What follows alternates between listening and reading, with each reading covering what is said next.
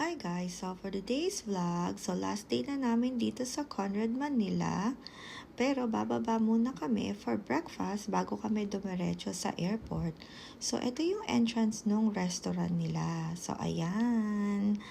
At makikita nyo naman guys, yung decorations for Halloween.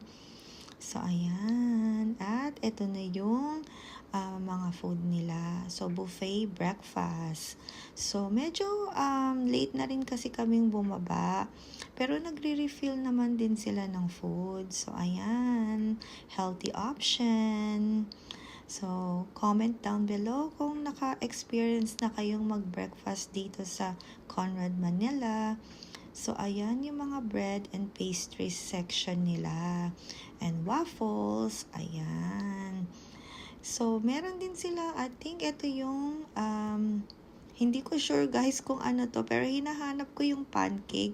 Pero okay lang naman kasi meron din naman akong waffles. So, ayan, ito na yung mga kinuha naming food. So, talagang Filipino breakfast. And ito naman yung mga milk nila. And then, kung gusto nyo ng cereal, so, ayan, tingnan naman. And yogurt, ayan, tingnan nyo naman guys. And fruit section, syempre kukuha ako ng watermelon. I think ito mangoes to eh. And then apples. Ayan. And si Gista, kakain na kami guys. Thank you guys for watching. Bye-bye.